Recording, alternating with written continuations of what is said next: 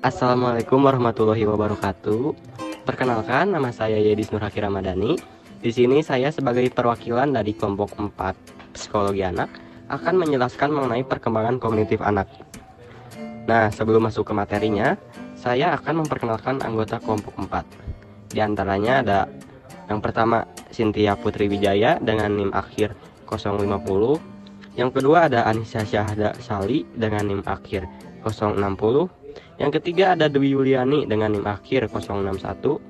Yang keempat ada Anggi Feriska Sonjaya dengan NIM akhir 074. Dan terakhir ada saya sendiri Yadis Nurhaki Ramadhani dengan NIM akhir 075. Pengertian kognitif dan perkembangan kognitif. Secara bahasa, kata kognitif berasal dari kata cognition, yang artinya pengertian atau mengerti. Kognitif dapat dimaknai sebagai sebuah proses yang terjadi secara internal dalam pusat susunan saraf ketika manusia sedang berpikir. Kognitif menurut Piaget adalah bagaimana cara anak beradaptasi serta menginterpretasikan objek maupun kejadian-kejadian pada sekelilingnya. Sedangkan menurut Drever, kognitif merupakan istilah umum yang menjawab tentang metode pemahaman, yaitu penilaian, imajinasi, persepsi, penalaran dalam penangkapan makna. Perkembangan kognitif adalah tahapan-tahapan perubahan yang terjadi dalam rentang waktu kehidupan manusia untuk memahami, mengelola informasi, memecahkan, dan mengetahui sesuatu. Perkembangan ini yang merupakan hasil dari upaya anak untuk memahami dan bertindak di dunia, muncul sebagai kemampuan bawaan untuk beradaptasi dengan lingkungannya. Perkembangan kognitif sangat penting untuk mengembangkan kemampuan anak dalam mengeksplorasi lingkungan, karena berkaitan dengan pikiran sadar seorang anak. Semakin bertambah besarnya koordinasi dan pengendalian motorik, maka dunia kognitif anak berkembang pesat, makin kreatif, bebas, dan imajinatif.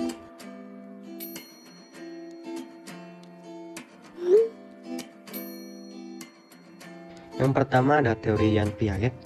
Piaget disebut sebagai psikologi anak karena mempelajari perkembangan intelijensi anak, serta mengamati tingkah laku dan perasaan anak. Ia berpusat pada bagaimana anak belajar, berbicara, berpikir, bernalar, hingga akhirnya membentuk perkembangan moral.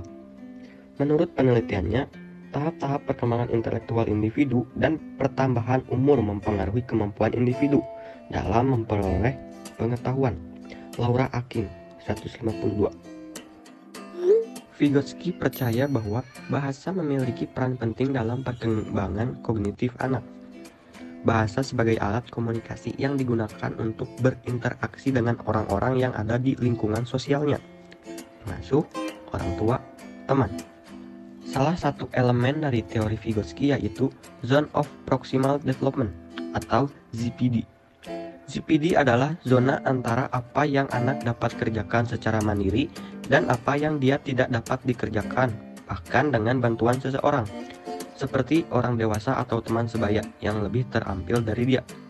Brewer, 2007. Oke, materi selanjutnya yaitu proses perkembangan kognitif pada anak.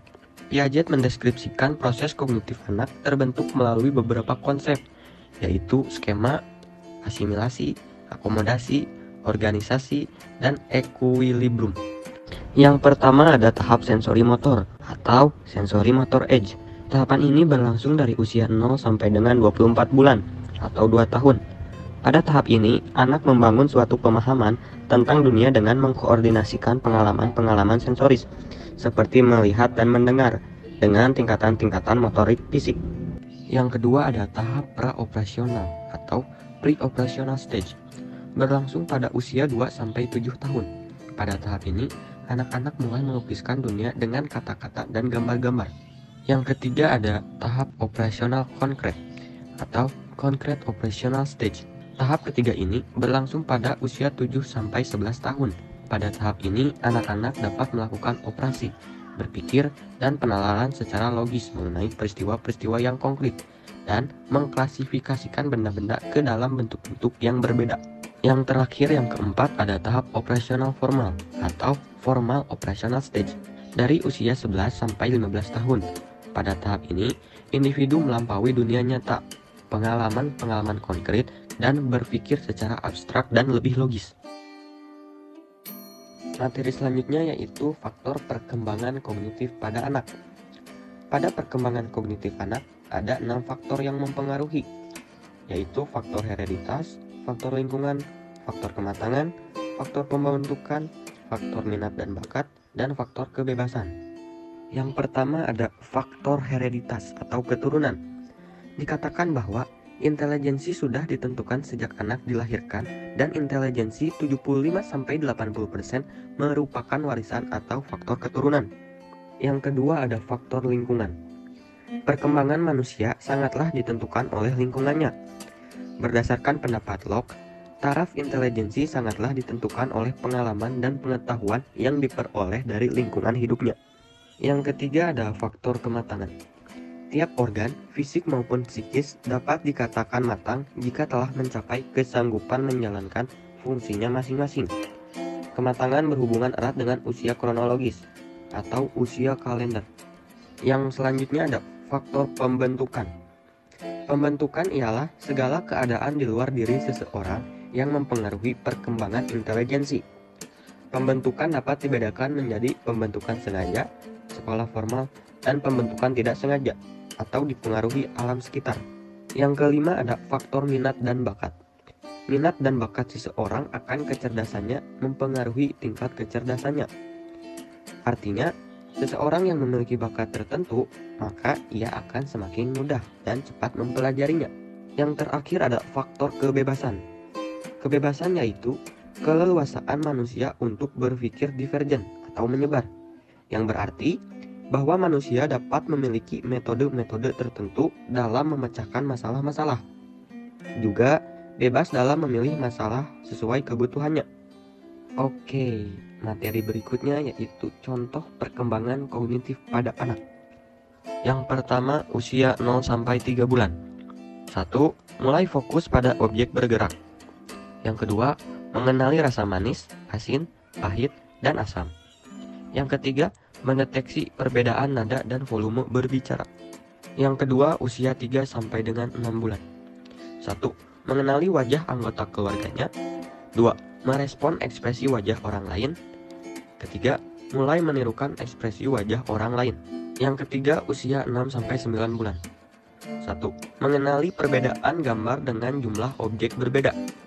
2. Mulai penasaran pada hal-hal mustahil, seperti bagaimana bisa sebuah benda menggantung di udara. Yang keempat, usia 9 sampai 12 bulan. 1. Meniru gerakan dan beberapa tindakan seperti bertepuk tangan. 2. Menanggapi sesuatu dengan gestur dan suara. Yang ketiga, gemar melihat buku-buku bergambar. Yang kelima, usia 1-2 tahun. 1. Memahami dan merespon kata-kata. 2. Mengingat ciri sebuah benda dan mengidentifikasi persamaannya dengan benda lain yang mirip. Yang ketiga, meniru tindakan dan ucapan orang dewasa. Yang keenam, usia 2-3 tahun. 1. Menyebutkan objek berdasarkan kategori, misalnya hewan, bunga, dan benda-benda di sekitar. 2. Menanggapi perintah sederhana dari orang tua. Yang ketiga, mencocokkan benda dengan kegunaannya, misalnya sendok untuk makan dan gelas untuk minum. Yang ketujuh, usia 3-4 tahun. 1. Mulai aktif mencari jawaban atas pertanyaan-pertanyaannya. 2. Belajar dengan mengamati dan mendengarkan instruksi. Yang ketiga, sering mengajukan pertanyaan dengan kata tanya, mengapa, untuk mendapatkan informasi. Terakhir nomor 8 yaitu usia 4-5 tahun. 1. Menggambarkan bentuk orang. 2. Berhitung dari 1-5. Yang ketiga, mengetahui dan memberitahu di mana tempat tinggalnya.